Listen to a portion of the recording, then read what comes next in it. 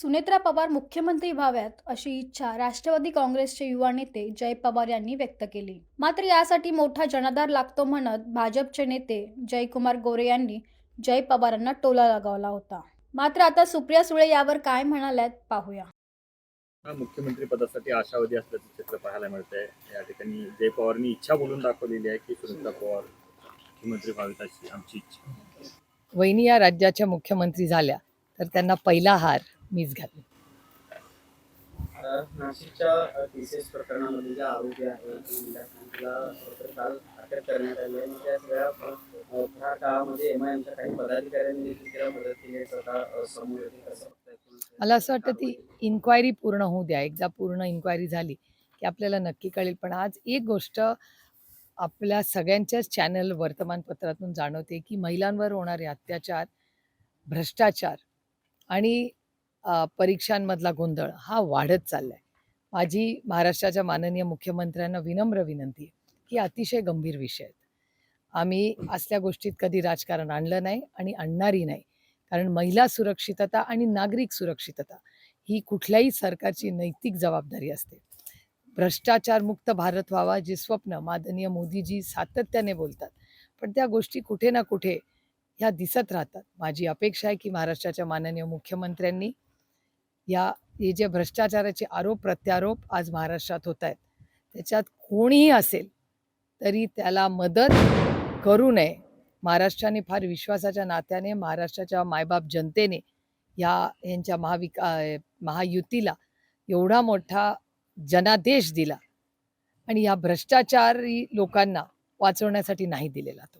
त्याच्यामुळे महाराष्ट्रात आज जे वातावरण दिसतंय किंवा वर्तमानपत्रातून ज्या बातम्या भ्रष्टाचाराबद्दल येत आहेत त्या अतिशय दुर्दैवी आहेत आणि त्याच्यामुळे महाराष्ट्राचा विकास याच्यावर प्रश्नचिन्ह उभी राहतात.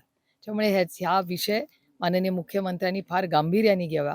त्यांनी कुठल्याही प्रेशरखाली, राजकीय प्रेशर दबावाखाली येऊ नये एवढी आमची अपेक्षा आहे. कारण का खरातांच्या केसमध्ये महाराष्ट्राच्या मुख्यमंत्र्यांचं आम्ही सगळ्यांनी विरोधक असलो तरी अभिनंदन केलं. कारण का हीच अपेक्षा आमच्या त्याच्याकडून.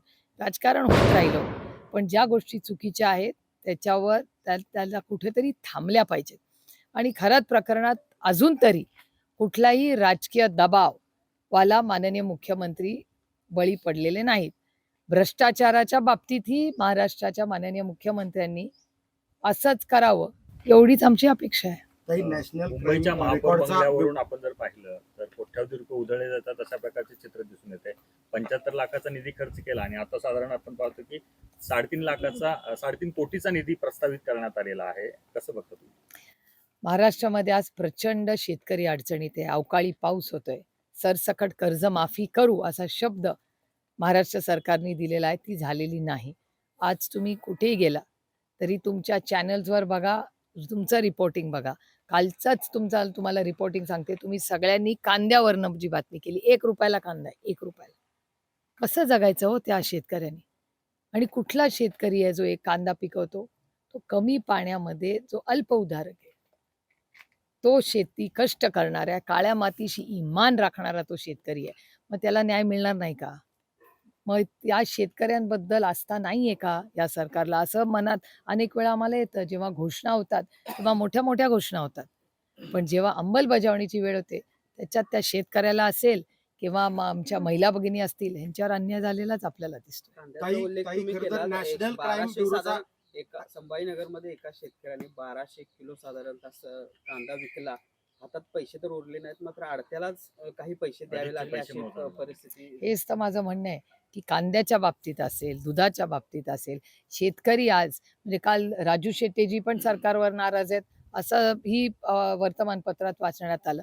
मग नक्की शेतकऱ्याच्या विरोधी युरियाचा आता तुम्ही बघाल तुटवता सगळीकडे होता. त्याच्यातून आता युद्धामुळे आणखीन तुटवता येतो. अनेक गावांमध्ये डिझेल मिळत नाहीये अशा रंगाच्या रंगाचे कार्यकर्त्यांचे आम्हाला फोन येतात. त्याच्यामुळे आज जगाची परिस्थिती, देशाची आणि राज्याची परिस्थिती ही अतिशय गंभीर होत चालली आहे आणि शेतकऱ्यांच्या बाबतीत त्याचं कंबरडं मोडलंय हो. त्याच्यामुळे ज्या शेतकऱ्यांनी तुम्हाला विश्वास ठेवून तुम्हाला सरकारला आज सत्तेमध्ये बसवलंय त्या शेतकऱ्याला न्याय देण्याची नैतिक जबाबदारी या सरकारची आहे.